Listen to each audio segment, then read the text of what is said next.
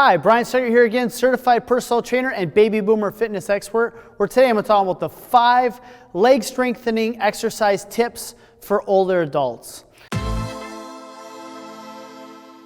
One of the things that comes up for me on a daily basis here is how do I strengthen my lower body? You know, how do I work around some of these lagging aches and pains or joint stiffness? So what I want to do is share with you the most effective strategies that are going to help you have better range of motion, have a better quality workout when strengthening your legs, and help you get through a lot of these pitfalls that people have when going to the gym when they're looking to work their legs. So the first thing that I always talk about when starting out workout is to have a warm-up, and specifically for legs. So what I usually talk about is continually working on your mobility, especially after 40, 50, 60. Your body's continually regenerating itself, and the first thing that we start to lose is our mobility. So you want to take about 10 to 15 minutes each day, work on your mobility work. So one of the things that you're going to enjoy is, maybe not enjoy, but is a foam roller. It's going to act in releasing tension that's built up in your muscle. Other way you can approach this is getting massage, doing some things like ART, active release therapy. What that does is helps release the tension or locked up muscles, so that way you have great range of motion. And that's what your foam roller is for. Areas that you want to use for your foam roller: rolling out your quads, rolling out your IT band, rolling out your hamstrings, your calf, abductors, and your glutes and piriformis. So simple utilization of a foam roller. Example would be for the quads, and we have a whole separate video on foam rolling, but basically what you do is you just start at the top of your quad, find an area where there's some stiffness, and you're just going to roll back and forth over that area, and then start to work your way down that foam roller.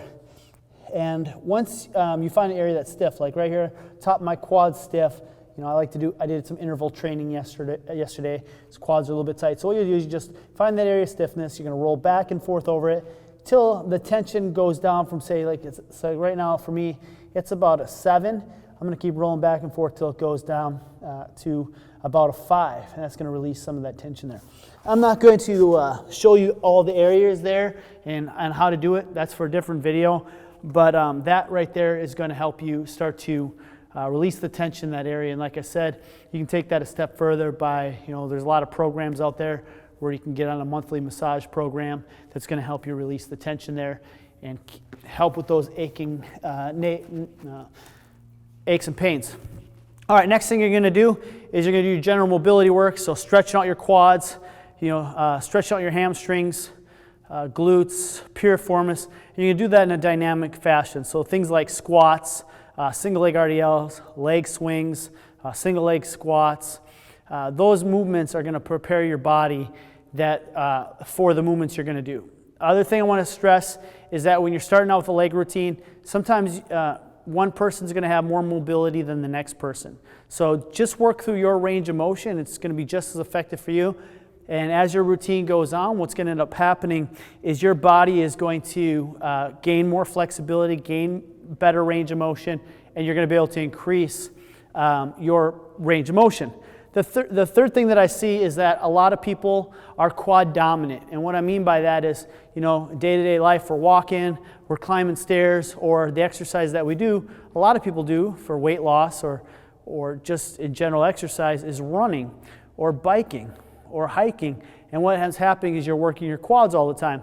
Well, if you're working your quads all the time, you're not really working too much of your hamstrings or your glutes, and a lot of that tension then shifts to your knees. So if you're getting some aching, joint pains like in your knee, you might start saying, I'm getting too old. You're feeling stress in your knees. Well, if there's nothing structurally wrong with your knee and you're getting these lagging injuries or lagging strains or pains, what you'd want to do is work the opposing muscle group. So there's some effective exercise that you can do. As we're going to start off with, a deadlift. A deadlift's a great exercise. You can do a kettlebell deadlift or a dumbbell deadlift. It's a great exercise for the glutes and the hamstrings.